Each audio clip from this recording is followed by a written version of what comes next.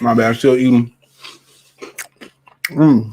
Any longer drops on this, man. Intros, but appreciate everybody for tapping in. We're gonna talk about the Lions roster right now. I'll say my last Chipotle chicken tender from Chili for later, man. But I do appreciate everybody for tapping in. Oh man, I got ranch on my brush. I'll be right back. I wash this ranch on my brush. I ain't even used no ranch. I'll be right back.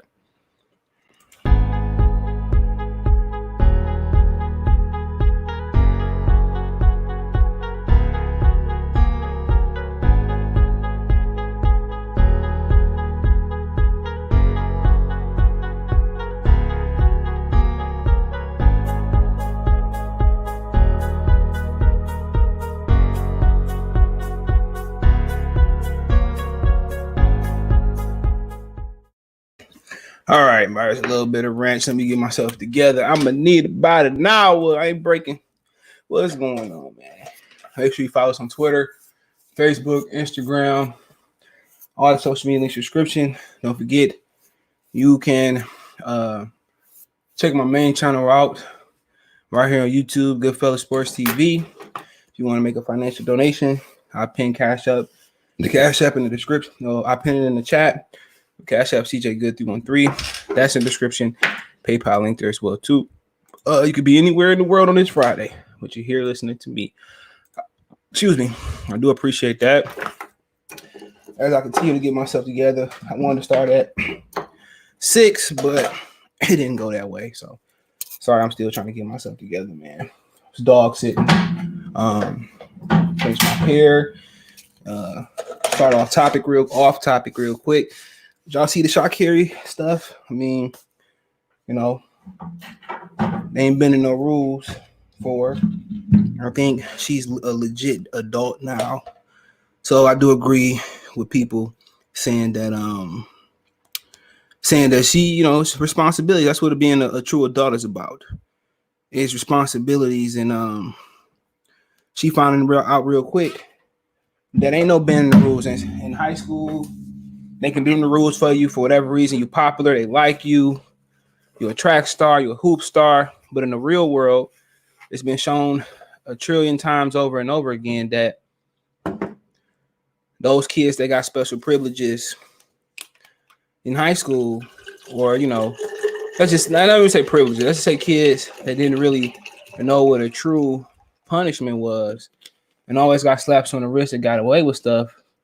I'm going to say 70% of the time they go in the real world thinking that they can break the rules.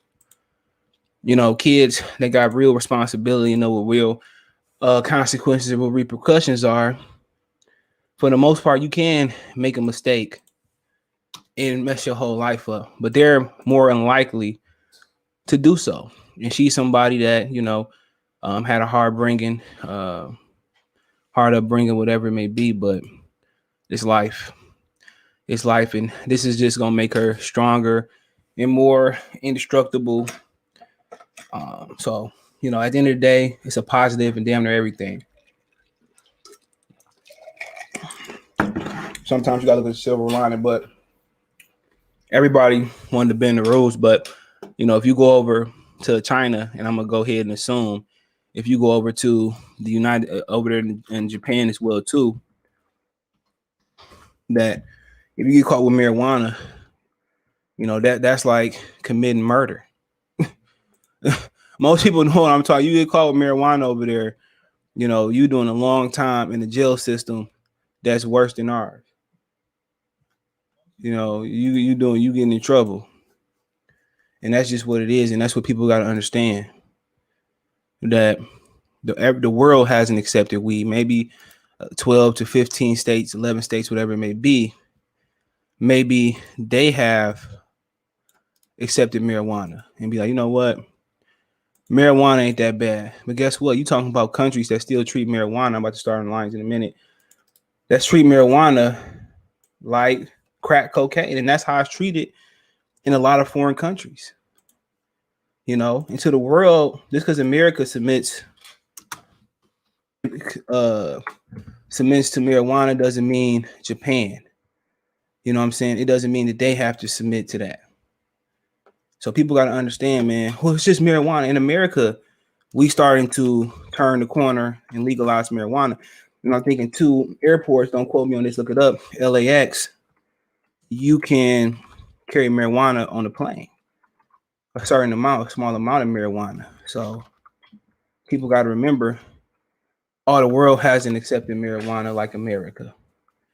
You know, so that's one thing you got to understand. But she's going to be a better person if she can make it through this. So let's start talking about the Lions roster. It's unfortunate, though, but can't advocate when somebody break the rules. Michael Phelps got caught. Michael Phelps got caught with a pitcher with marijuana. Okay. But I'm situated. I'm ready to rock and roll. So make sure you check out Detroit Lions Talk playlist, or better yet, for the video content, check out Detroit Lions Talk playlist. For the live stream content, check out the Lions Live 101. All right. So for the most part, people saying that, well, somebody did a list that said the Detroit Lions are the second from last as far as talent up and down. And what you got to understand in NFL before we even start this conversation is, you know, when you look at it, they look at names. For years, Glover Quinn was lost over, and he was probably bare minimum the fifth best safety in the league. Bare minimum, he was the fifth best safety in the league. You know, and he never really got that notoriety. He got treated like the bottom barrel of the safety in the league, and that's just what it is. And he was perhaps the best. He was better than Harrison Smith at the time, for most who remember, and he made Adam Thielen fumble, all right, to win the game. So he was a great safety, but it's a name. You know, people still talking about the Vikings have the 10th most talented roster. And if you ask any Minnesota Viking fan, Arizona Cardinal fan, he's trash. Patrick Peterson. You know what I'm saying? And you know, and that's just the fact of the matter. He's not what he was. If he was still Patrick Peterson in the lockdown corner, would he be ended up on Minnesota? No.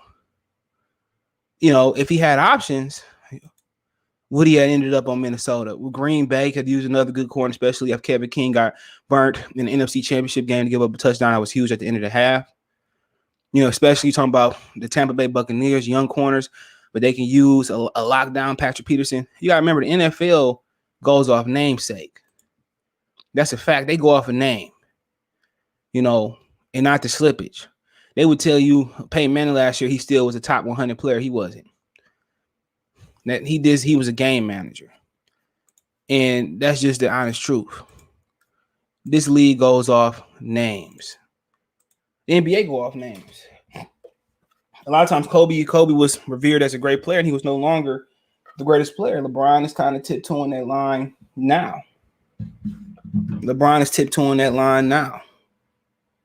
You know, a lot of these dudes got to understand they no longer the greatest player in the league. You know, but let's look at their roster. Let me let everybody know we live on in the community tab, man. Hold on.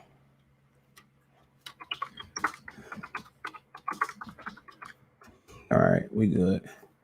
Oh, what's up, Sean? I see you. All right, so when you look at their roster, okay. You talking about a guy like Anthony Barr. You talk to most Viking fans, realistic Randy and those guys, he trash. They hate him.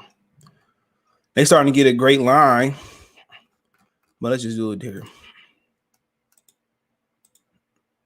So Adam Thielen is a good player. You can't take nothing away from him. Justin Jefferson is a top player. You can't take nothing from him. They probably two top 15, top 20 receivers. Irv Smith is a good player. He's going to step into his own. Can't knock it. Okay. Christian Darrisaw, that was one of the steals of the draft. So they are starting to build the offensive line. Got rid of Riley Reeve, Harrison Smith, you know, great player in his own right. We got to give credit where credit is due. Xavier Wood came from the Cowboys. So how good can he be? And the Cowboys are now on Hard Knocks, for those who didn't know. Josh Metellus He played at Michigan as a hybrid linebacker. Safety, keep going down. Dalvin Cook is probably in a handful of the best backs in the league. We're talking about Kamara, McCaffrey when healthy, Derrick Henry leading the pack. Dalvin Cook is probably the most important player on this team, especially with the new line. He liked the backup quarterback in Kellen Mond. Kirk Cousins never got no respect from me. Going back to college, he from Michigan or not. Chad Surratt, the quarterback, I think, turned linebacker. I think it might have been in North Carolina. I like this tape. Eric Kendricks, probably my favorite middle linebacker in the league, and I think he a top 5 inside linebacker. I mean, he might be a top five linebacker in general. Okay, he just don't get the notoriety. Sorry if I don't know some of these offensive linemen, but I know they're getting better. CJ Ham, good fullback. So got some defensive ends. Daniil Hunter, he back, got a new deal. See, he's a really good player when he's healthy. Patrick Peterson, Otis Methuselah. A lot of their corners got cooked last year, but I expect a lot of the corners to come back better players this year. Jeff Ganley going to be better. Guy from last year they drafted from TCU. So when you're talking about a top 10 roster, Dalvin Cook, Patrick Peterson, Daniil Hunter, and I will say Eric Kendricks and Harrison Smith, and they new revamped offensive line, they really spearhead that. But when you talk about teams like Seattle, are they more talented to Seattle? They're more talented than any NFC team, NFC West team? No, it's 4. Are they more talented than the Cowboys on paper? No, 5. Are they more talented than the Washington football team on paper? No, that's 6. When you talking about the Saints, the Bucks, that's 7, 8. Atlanta, I think Atlanta more talented. That's 9 in my. Well, they lost Julio. We would say that's 8. If Aaron Rodgers come back, that's 9. Okay, you look at the Chicago Bears. I don't think they're more talented. I don't know. We could say that's a draw. So it's 9 teams in the NFC that I feel that got more talented rosters than them. And then we ain't talked about the NFC and Mahomes, the Raiders. I mean, I think the Broncos got a more talented roster top to bottom. We don't equate the quarterback. Talking about the Dolphins, the Patriots, with everybody coming back that opted out last year. Who else you got there? The Buffalo Bills. All right. The Tennessee Titans with adding Julio Jones. The Indianapolis Colts is Carson Wentz step up to the plate. Then that's going to be a Super Bowl contender. I think everybody in the NFC, AFC North is better than except for in Cincinnati. So when you look at their roster, I don't see what they see. You got 2 great receivers too, Thielen, but I don't see them having a top 10 roster, and I could be wrong. As you put Tom Brady at the helm or Mahomes at the helm, okay, I get it. But they got a lame duck quarterback, and I don't believe that to be a top 10 roster, right? And I see Chicago, Minnesota, Green Bay without Aaron Rodgers. You know, it's a pick 'em. Even with the Lions, it's a pick 'em. It's pick 'em. All right? It's pick 'em in my opinion. So when you look at situations like that, it's pick 'em. They got a solid roster. You know, but that's the same roster last year that we nipped at their heels, and if Stafford didn't turn the ball over in 2 games, you know, it's like we would have won those games. So how are we far back? Stafford, taking him from the common denominator and putting Jared Goff, I get it. He said at one point, at this point, I don't care what the national media thinks. You already know it's going to be negative, and of course, but when you put Minnesota on the pedestal and we fought them tooth and nail twice, how are they the 10th best roster? And you adding Patrick Peterson. So you counting on development. The head coach ain't changed. I don't think the coordinators changed for the most part. I know Gary Kubiak went to full-time last year. I think somebody got a head coaching job.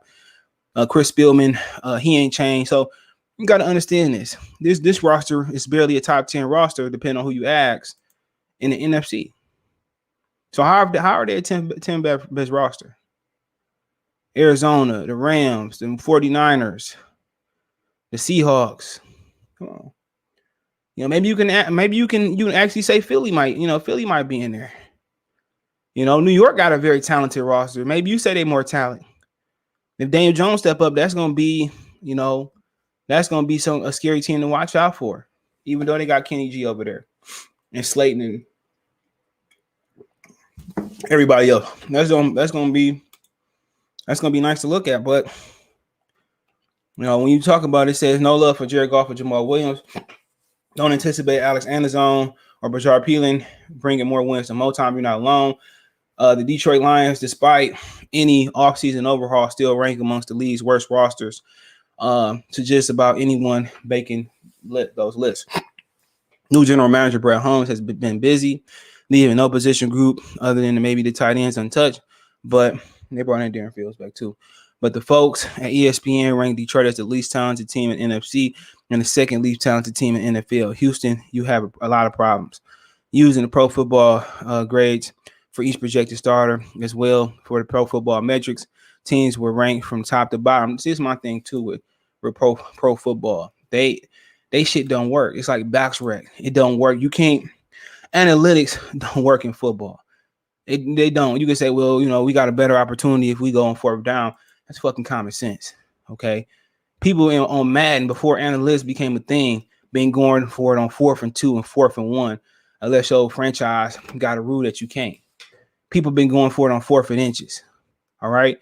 Analytics have no place in football. I'm telling y'all. If the analytics do got a place in football,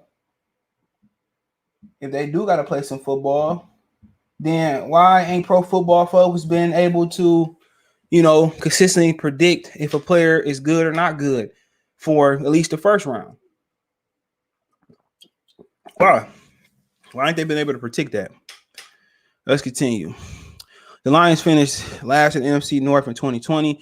Then they fired the general manager and coach. Holmes was hired in January and received rave reviews for his draft performance. But losing Matthew Stafford and Kenny Galladay from a 5-win team doesn't inspire confidence. For one, Galladay was only really there, I believe, for like 2 wins, Arizona and Atlanta. Okay, that's my thing. Okay, when you talk about you losing Matthew Stafford, okay, that may be a problem, but then again, guess what? You won 5 funky games with Matthew Stafford. You just won 5 games, okay? And remember, he got knocked out a couple of those games. Because the offensive line is in good shape for the new starting quarterback, Jared Goff. His pass-catching options leave a lot to be desired. ESPN Benny Lindsay writes. My thing is this. Let's pull up Benny Lindsay. I want to prove a point. I want to prove a point. Who telling you about football?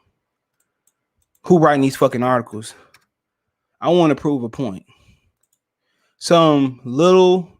This is the dude. Here, look at this. This is a dude that's telling you about football. I want to make a point. This is the dude that's telling you about football. No offense to his lady. But this is the guy that's writing the articles. 150 pounds soaking wet with booze. This is the guy that's telling you about football. These are the cowards that make these lists about football. Do you think maybe he can play some golf? I doubt it. I probably kick his ass at golf. I played for years, my whole childhood. But in my opinion, is this the guy that I'm going to take this article from and say, well, come on, pro football, deep analytics mean nothing. It mean nothing. When the Patriots was dropping 50 points a game and went 16-0 and lost in the Super Bowl, where was Pro Football Focus? When the Rams had the greatest show on turf with Dick Vermeil, where's Pro Football Focus? That's my thing about it. That's the guy who telling you who not and who and couldn't go out there with a peewee team and score. He can go out there with the West Side Cubs and score. This is who telling you who hot and who not. Unless you watch games on Sunday, come on. He writes Tyrell Williams and Bashard Perriman both entered the league in 2015, but they combined for just one season with 750 yards. Okay, it was a time with Golden Tate, didn't put up those numbers until he got to Detroit. Lindsay lauded the team for building through decades, through the trenches. He praised Frank Ragnow as one of the league's best centers, but in particular, he's excited about first-round pick Penei Sewell. What he wrote. Sewell ended his 2019 true sophomore season at Oregon with a 95.8 Pro Football Focus grade, which was higher than any offensive lineman in college football at the time. And the defensive line and pretty much the rest of that side of the ball needed revamping after historically bad 2020. Detroit gave up the most points and yards in franchise history behind largely ineffective front seven. And you wouldn't know why the front seven was ineffective. It wasn't because they lacked talent at all. They lack blueprint. They lack a system. That's why. You know, when you talk about just talent, Matt Patricia didn't get the most out the talent. Matt Patricia played the same defense week in, week out, and only played zone. Only played zone when somebody got hurt. That's it. So when you talking about talent, throw that out the window. Throw talent out the window because guess what? He didn't utilize the talent, in the right way. Anybody watching Sunday, we know. Okay. Holmes responded by drafting linebacker, 2 defensive linemen, and trading for one lineman to Michael Brockers. The team also resigned Romeo Cora and enjoyed a breakout 10-sack 2020 season. Still, they'll be relying on the linebacker core without obviously playmakers and new look secondary play by inconsistency. See, that's another thing. People watch the second. People just look at the stats. Watch the fucking game. The secondary was not bad. They just didn't blitz. The secondary is not bad. When you playing man coverage and following somebody one-on-one out pressure, you can't measure that with analytics.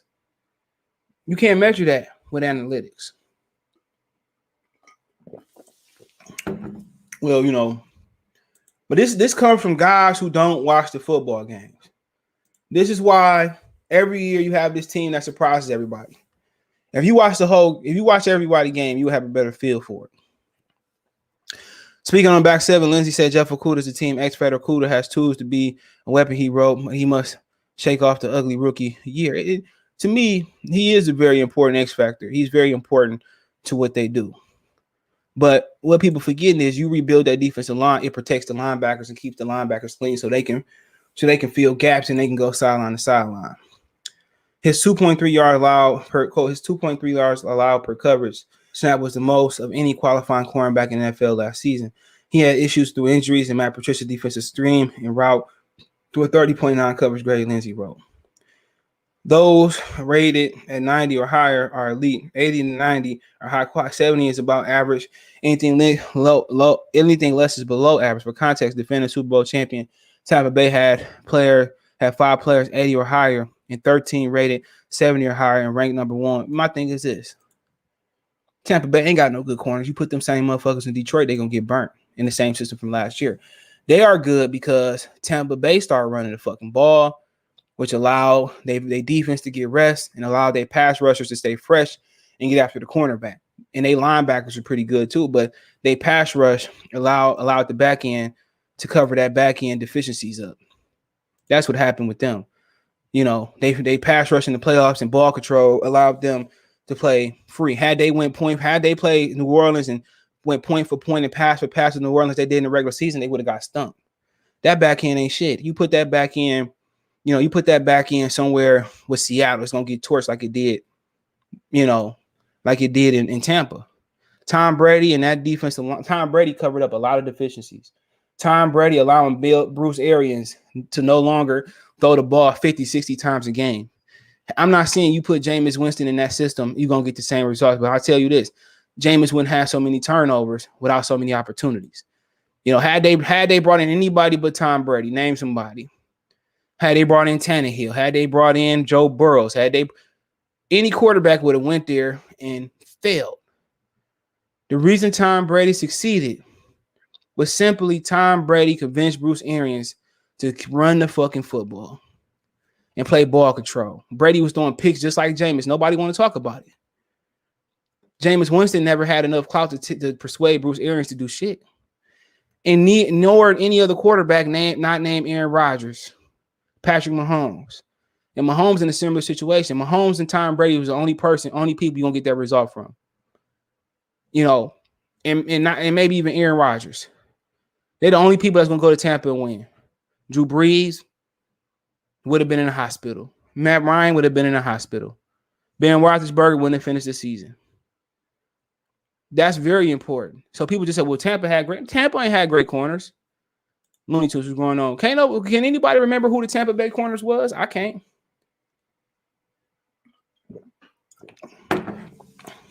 Tom Brady changed the game. But let's keep going on. Ragnar, Taylor Decker, Trey Flowers were each rated higher than 80, and 3 other lines were rated higher than 70. The Chicago Bears. So my thing is this. Ragnar, Decker, Flowers. Come on. Let's think about that for a minute. I'm going to read that again. Ragnar, cool. Decker, cool. Trey Flowers were rated higher than 80. So think about that for a minute, right? I know Trey Flowers didn't finish the season, but he's considered an elite player in Pro Football Focus. Anybody that watching Lions, what the hell you call Trey Flowers elite? Would you call somebody who had 2 sacks in 7 games elite? 2 sacks. 2 sacks elite. No, you wouldn't. He's not elite. But Pro Football Focus says he is. Guys like whatever his name was, who never spatted up, never padded up, don't know what a rib cage is, never taped their cleats, never taped their ankles, never went out there. People like him are credible. He's not credible because they got a number system that don't fucking work. In box rec and boxing, they got a system that people laugh at, a point system. You can't measure sports by points and get a consistent thing. Trey Flowers is not elite at all. Anybody watching on Sunday, he's not elite. The Bears have similar number ranking at 23, elite grades for Khalil Mack, and near elite grades for Allen Robinson. The Green Bay Packers, even if you leave Aaron Rodgers, have 4 players 80 or higher, and 11 rated 70 or higher, and they're ranked 6. So you talking about the Preston boys, Devontae Adams, Jair Alexander. So 2, 3, 4.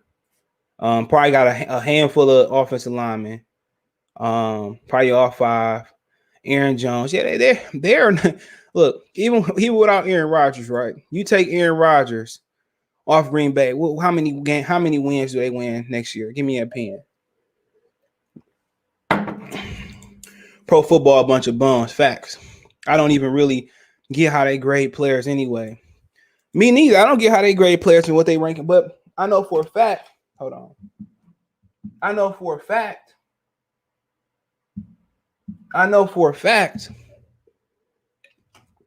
that their numbers don't add up. I see people in NBA get a triple-double, miss 2 shots, and then -20. Come on, man. Come on. Analytics might work in FanDuel. It definitely works in FanDuel, which is important because you become a millionaire. People live off of FanDuel. They can work off FanDuel. But when you talk about wins and losses, you line people up. Tampa got a great roster. Don't get it twisted. But they cornerbacks, they ain't it. Okay, so they went to Minnesota, has the 9th best roster with 80 or higher for Kirk Cousins. Come on. Is Kirk Cousins at 80 or higher? Come on, give me a break. Dalvin Cook, Justin Jefferson, Thielen, Kendricks. I agree with everybody but Kirk Cousins. Kirk Cousins isn't elite. I say it again. Kirk Cousins won his only playoff game because Drew Brees has historically choked and nobody want to talk about it. The Saints did the A-Town stump on Tampa 2 times in the regular season. They weren't even competitive. They were competitive with the New Orleans Saints this year. Come playoff, Drew Brees forget how to fucking throw the football. Drew Brees was the biggest problem for New Orleans. You look at the numbers, and when it came to winning time, Drew Brees did he allow Nick Foles to come in and take his cookies and milk? A fact. But you look at the stats last year, 35 touchdowns, 13 interceptions. If you break down his game log, a lot of that comes from Dalvin Cook. A lot of that comes from his talent. You look at his game log. Let's talk about the elite teams, right? He did well versus I wish they just fucking say touchdowns and no touchdowns, but you can't fucking get that. So Jesus, they make this shit difficult to read. I just want the stats. I don't want advanced stats. So come on, man. I just want fucking stats. So they're not gonna give me the regular stats. So I don't know, bro. So let me see if I can line it up. So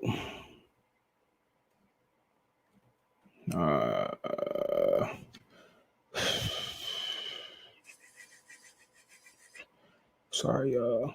They just can't say touchdowns, interceptions. So I can't really read it. All this advanced bullshit. Hold on. Let me see if I can do it here. So I don't know. So whatever. Okay, whatever with Kirk Cousins. Drew Brees effing threw away the divisional game versus Tampa Bay last year. He do it every year. Except for the Super Bowl year. He does it every year. There's no mystery there. It's just that the media chooses to say or don't say what he does wrong. Okay. But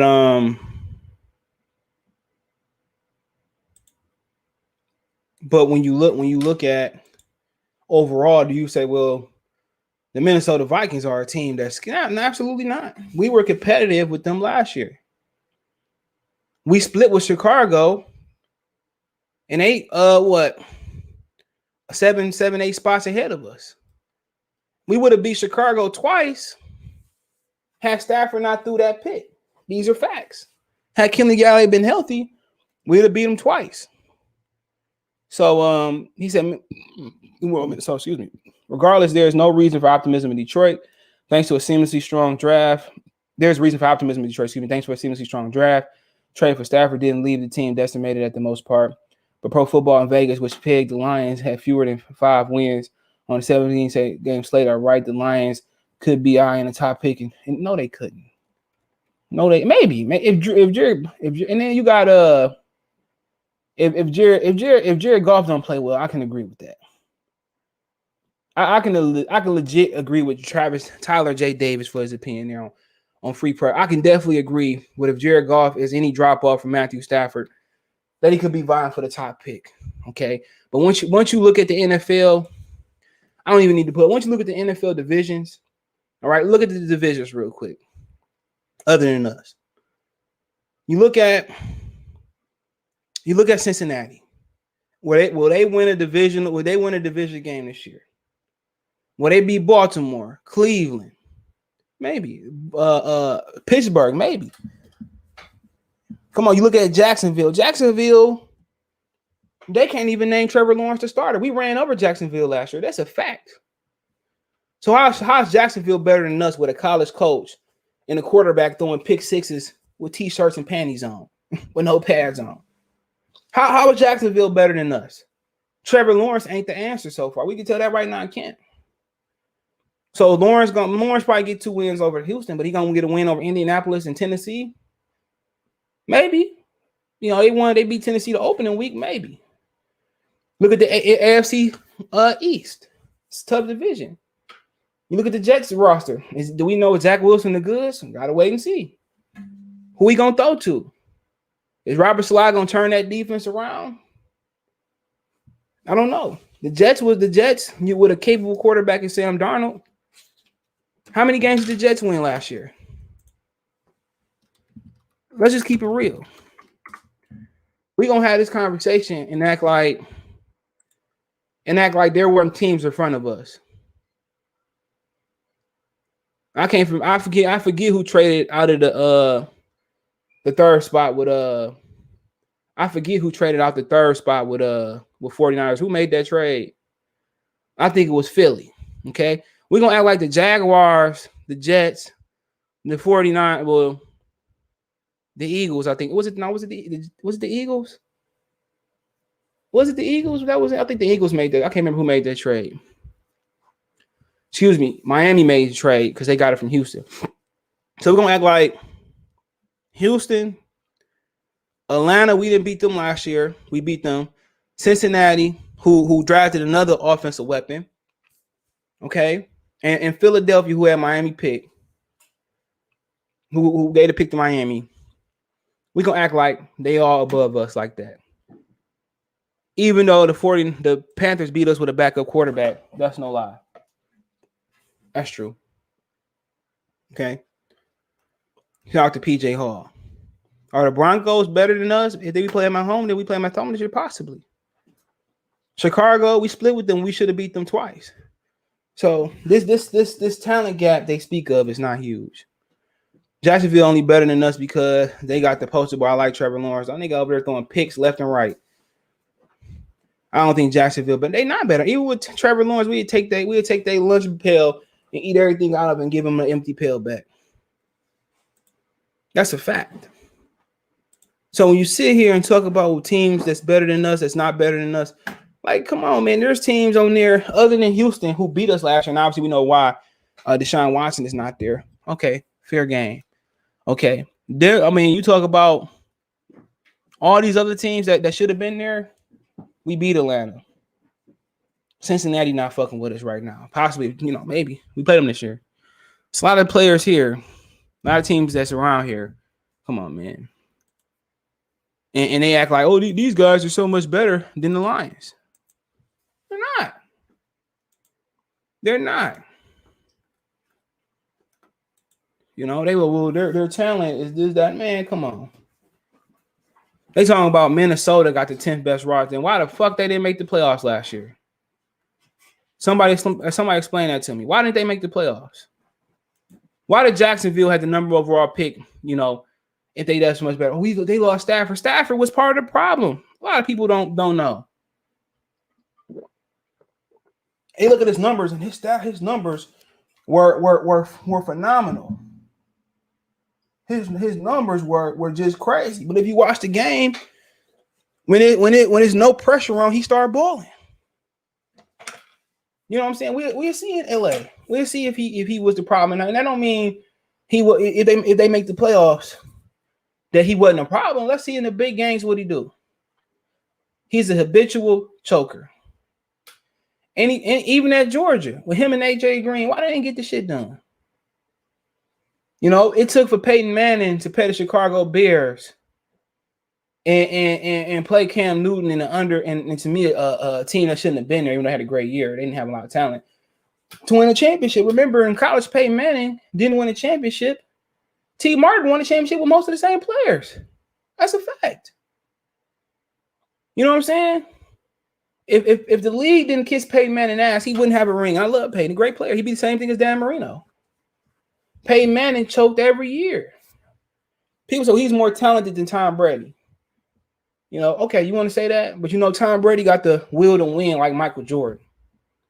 You put Peyton in New England, come on.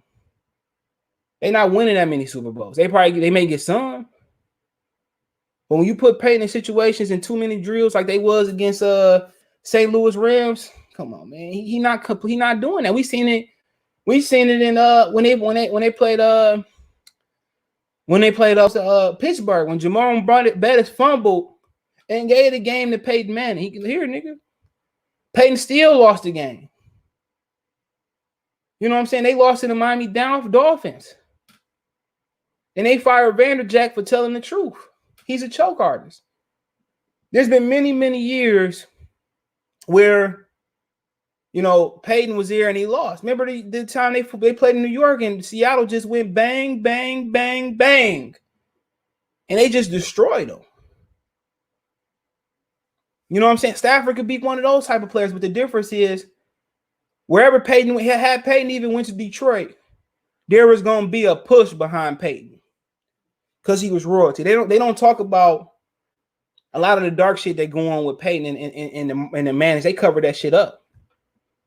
They talking about the Me Too movement. Peyton Manning allegedly had a Me Too movement. Had an incident. I'm not gonna bring it up. Covered that shit on up. Had Lamar Jackson did what he did, Lamar be ran out the league. Had Stafford had a push like Peyton, Stafford would have won more in Detroit. That's a fact.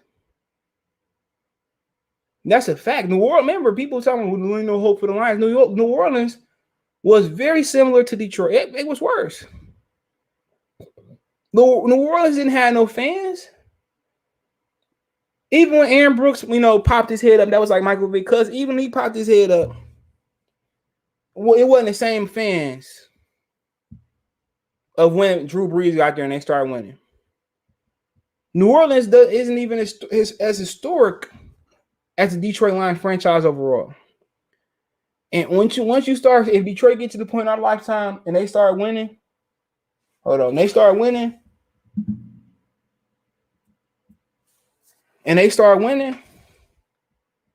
guess what's gonna happen? Detroit start winning, you're gonna see a lot of fans come out the blue. I've been a Lions fan. That's how it is. I'm loving all the negative press. It's gonna make it even sweeter when we prove them wrong. Brand facts.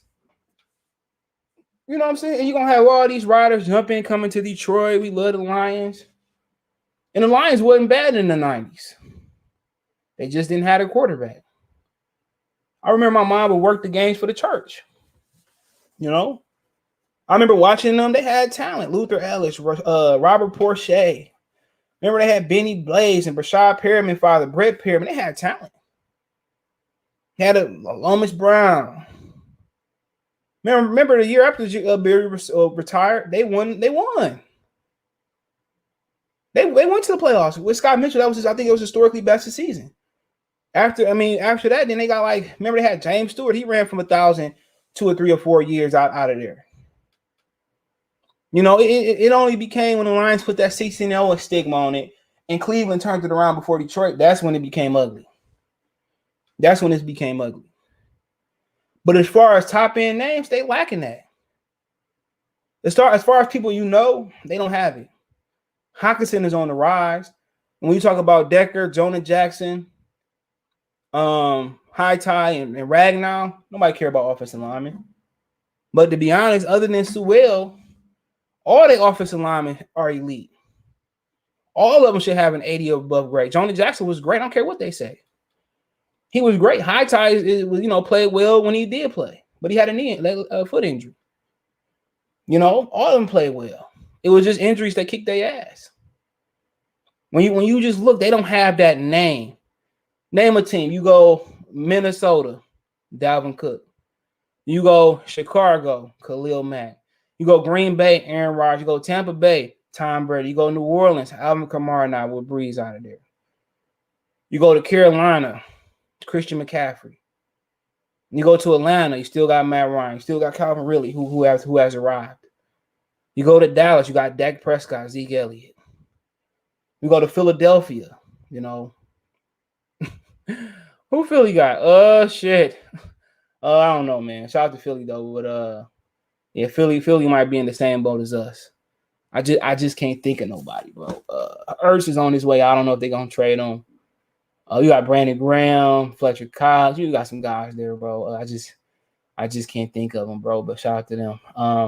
Then you got Washington. You talking about Sweat and Deron Payne and Terry McLaurin and Curtis Samuels now, and they got just a Chase Young, and they got a monstrous defense. It's just Jamin Davis at linebacker, deep front seven wise. With them adding Jamin Davis, they are freaky scary. It's just they're not scary because of the quarterback. But if Heineke could beat out Fitzpatrick, that's a plus. Okay, because Heineke have a rush spot, he starts sucking and lacking. Fitzpatrick is better in that battle. Okay, so we went the Giants. Saquon Barkley. We got to talk about that. You go to the NFC West. You're talking about the 49ers. You got Joey Bosa. You go to Seattle. You got Russell Wilson. You go to the Rams. You got Aaron Donald. You go to the Arizona Cardinals, Kyler Murray. Then you go to the AFC, Pittsburgh. You still got Ben Roethlisberger. All right. You go to Baltimore. You got Lamar. You go to Cincinnati. You got Joe Burrows. You go to Cleveland. They got Chubbs and Kareem, and they got Myles Garrett. And then you who else you go? You got go to the South. You got Derrick Henry. Just a great player. And you go to the Colts. You got Darius Leonard. You go to the Jacksonville Jaguars. Was it Jerome James or Trevor Lawrence, the running back? Jerome James. You go to Houston. Obviously, Deshaun Watson. Now he would be the face of that franchise. You go to New England. You're looking at Cam Newton. He still is a polarizing player. Stephon Gilmore, if you come back. Miami, you're looking at just Xavier Howard and just, Tua Tagovailoa if he step up, and just Brian Flores is a great coach. You look at the Jets. You got Zach Wilson coming up. Buffalo, Josh, what's the boy name or whatever damn name, the quarterback, Josh. And you got Stephon Gilmore. Then you go Who else you got? You got the West. You got obviously Patrick Mahomes in Cincinnati. With the Raiders, you got Derek Carr and Josh Jacobs. You go down to the Denver Broncos. You got I don't know what the fuck you got in Denver. Shit, the defense. Well, you got Von Miller and Bradley Chubbs. My bad, you got both of them. And then you go down to the Chargers, and you got the LA Chargers. You got Justin Herbert. So, I mean, we just don't have that player. Some of the teams don't have that player that pop. Luther Ellis with Porsche was my dogs. Yeah, and then remember, Robert Porsche convinced, and I got a Forgotten Lions in my playlist. Robert Porsche convinced them to slide Luther Ellis on the inside because he went to Utah State. I think whichever the black and red one was, he went to Utah or whatever one. And Porsche, after the first year, convinced Luther Ellis to go inside and Porsche on the outside. And they made beautiful music. Yeah, they had players back in the day. I remember watching the Lions. They had those star players in Ellis, Porsche. Remember Jermaine Crowell just had arrived and he got injured. Johnny Morton. Before him, remember you had Herman Moore, Bashad, Brett Perriman. Benny Blaze was here from the University of Miami. If you've seen the 30 for 30, I mean, Lomas Brown. I mean, the biggest issue for the Lions, legitimately was the quarterback position. Barry Sanders, they had everything. They just couldn't get the quarterback position right. The last quarterback that won a playoff game was Eric Kramer, and he battled with Rodney Peete and I think Andre Weir, and they ended up getting rid of them. Literally that was their problem back in the day. Even up to was it the 98 or 99 season where after Barry left, they had, and then unfortunately, I think Terry Fair didn't he get injured. You had Westbrook. You had a lot of talent that was legitimately wasted. Really it was just, you just wasted talent because of the quarterback position. That was the problem with that team. Legitimately, without a quarterback, had they put a quarterback, had Marino been on the Lions instead of Miami, Marino probably would have ruled the 90s. He probably would have won 5 or 6 rings. Had the Lions drafted Dan Marino, that was the Lions missing. They had a consistent kicker most of the years in Jason Campbell. Really, I watched those games as a kid. Most of them was sitting in my grandmother's living room. Before, and people, a lot of Lions fans, man, a lot of these niggas on YouTube, they don't remember that. They don't remember, because they wasn't around. They remember you had to wear the you had to you had to read the newspaper and watch the news. Remember at midnight, and they had after the game, or they had the little sports report. They probably still do that. And you had to and you had to wait until that to hear about the Lions if you didn't have cable, because everybody back in the day didn't have cable. People forgot that. We had to read the paper to get a feel on training camp and mini camp, and you had to wait till the coach talk about it. Man, if you wasn't the Lions fans there, you don't have no business, telling some other Lions fans, what and what not to do. You don't have the seniority. Josh Allen, thank you. Mel Gray. Then maybe you had Billy Sims before that, but you had they had talent, bro. That's a fact. It's just a lot of times it was unfortunate. Jermaine Crowell got injured. He was gonna be better than Herman Moore, at least as good.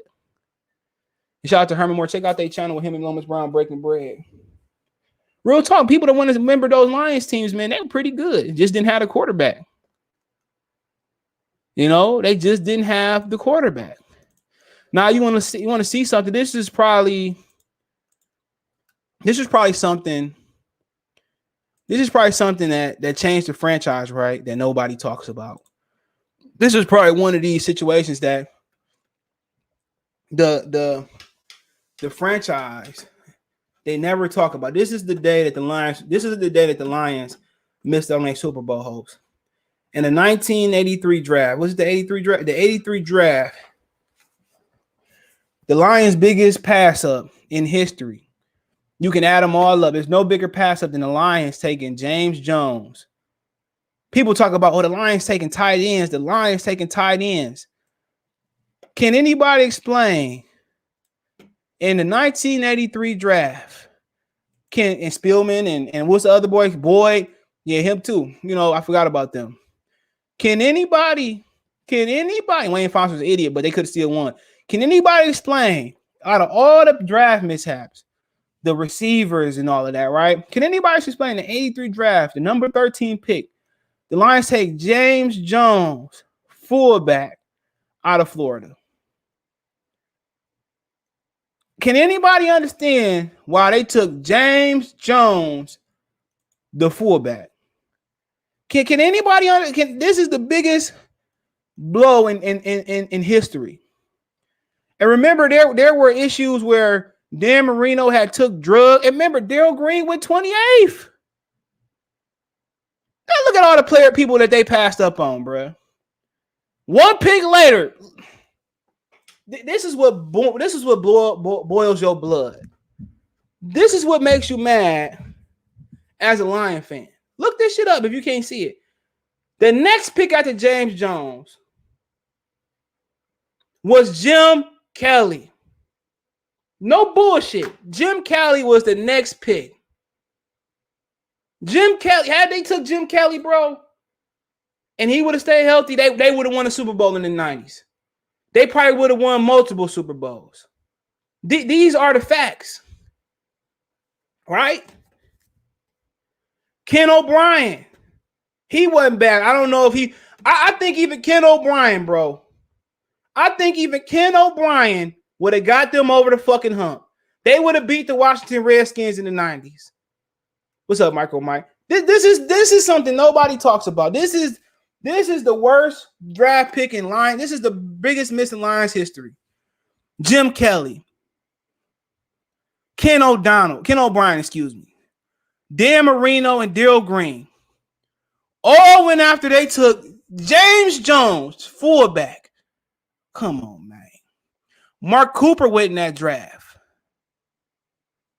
Who else you had in that draft? Roger Craig went in that damn draft.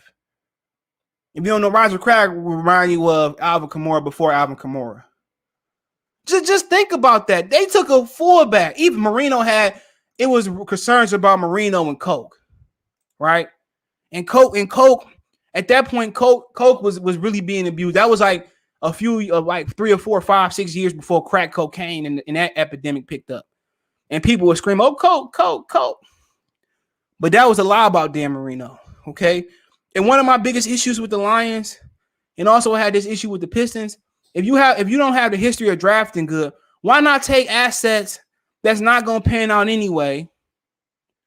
Why not take assets that's not going to pan out anyway, right? And move up for the elites.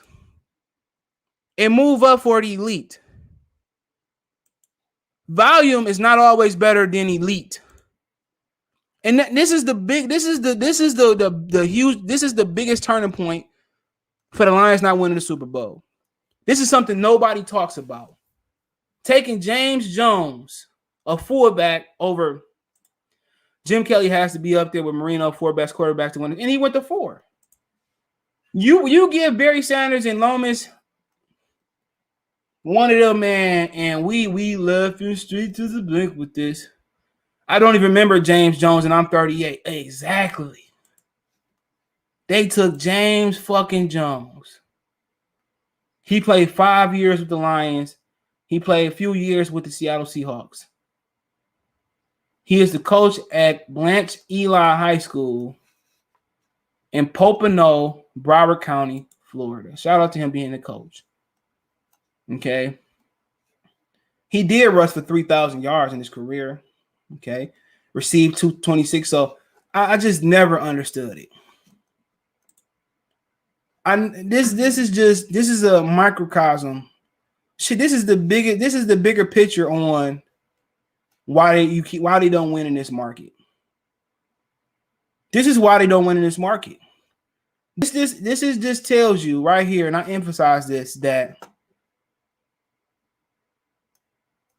you got to get up there and be elite. You got to get it right. And the Pistons suffered the same thing, but Jack McCloskey was a freaking beast. Jack McCloskey, not only did he draft great players, John Sally, Joe Dumars, Isaiah Thomas, Dennis Rodman. He found the diamonds in the rough, and he also went out there and got the Lambeers and the Mahorns. That's what it's all about. The 90s Lions just needed to plug in O'Brien, Kelly, or Marino. Had they plugged in Marino, we would probably be 5 Super Bowls up. Because, you know, when you plug in the Marino, when you plug in the Brady, when you plug in the Rodgers, you don't have to be perfect. You don't have to be perfect in every category. That's why people scream about Stafford. Staffords need help. You plug in those guys. Everything ain't perfect with Aaron Rodgers. Aaron Rodgers makes the team better. You know, that's a fact. You know. Okay, he said, Steven Aaron, I remember being a kid, my dad bringing me to the Super Bowl, hearing Jones on the carry about 100 times every Sunday. Okay, somebody witnessed Jones. 3,000 yards, about 5,000 carries. So he really wasn't that good. Have fun with Anthony. Anthony Lynn, not a bad coach. I think he did a great job with Phillip Rivers. I think he did a great job getting Justin Herbert ready. Even when he didn't know he was happy. And I think the Tyrod Taylor and Justin Herbert thing was simply about respecting Tyrod Taylor as a man. We're making good moves, right? We are. Building that front lineup was it was two of the bad boys couldn't play football. And that's just the point where you look at everything and you say, man, that one thing, and that's why I emphasize on Brad Holmes. Even if you got 3 fucking first round quarterbacks on the roster, you can get all this shit right. You can get the line right. You can get the linemen right. You can get the backers back. You can get the DBs right, corner, safeties, the kicker, the punt returners, the punter. You got a perfect special teams. You can have a perfect running back. But if you don't have a perfect quarterback, that is more detrimental than anything else in football. Honestly, Lynn probably be a good corner. He's just a terrible time. I mean, yeah, we ran in that in Detroit a million times. I mean, even Jim Caldwell has some. Was that him and or that Jim Schwartz? Well, at one time we went to Pittsburgh and it just was terrible time clock management. And that, and that has nothing to do with being a coordinator. That's just something you pick up being a head coach. Time management is just not on the field. You talking about, road. You talking about time as far as people management. Being a head coach is the X and the nose is the last thing. Being able to manage and lead men through a brick wall. Being able to handle the temper tantrums. Being able to take 2 people from the polar opposites of the world and make them work as one. Being able to gloss over issues. That's why Mike Tomlin is a great coach. That's what made Bill Cowher a great coach. If you can't manage the whole football team, Steve Spurrier is a great X's and O's guy. Mike Marks is a great X's and O's guy, but ain't everybody socially and built to be a great coach? Everybody talking about the coordinator. No, John Harbaugh was a fucking special teams coordinator. We talking about clock management, player management. If you don't have social skills, or if you don't have a backbone, you're not going to be a great head coach in the NFL. In the NBA, you can be. Because it's a players' league. Every coach other than Popovich, that they don't have that respect. And that's just being honest, man. But this is the biggest turning point in Lions history. All right, but I do appreciate y'all for coming in. Hold on, man. Somebody playing loud. I do appreciate it. Don't forget all my social media links, subscription. You can reach me on Twitter, Facebook, Instagram. All my links there. You can reach out anytime. Make sure you subscribe to my boy Micro Mike. You want to make a financial donation? Cash App CJ Good 313. That's in the description. PayPal link there as well too. Appreciate that, man. But yeah, I'm gonna do more Lions Live, man. This was just improv. It just popped up. Had some time with no Pistons to talk about, man. But yeah, I appreciate it, man. But this is something that needs to be talked about. This is the turning point for this franchise. And maybe they can't keep these. This is before free agency got big, so this is the biggest one. This is the biggest. Everybody talk about Roy Williams, Mike Williams, not Charles Rogers not taking DeMarcus Ware. This is one of the biggest turning points in the franchise history that young guys or nobody really talks about. Agree. I think this guy has backbone. He told him, I'm not gonna wipe your ass. I see people were mad at Campbell. We got to see. Brady Hope went to the Super Bowl, and that's something Harbaugh and Richard Rodriguez couldn't do. He didn't wear a headset. But peace. Sorry, y'all. Peace.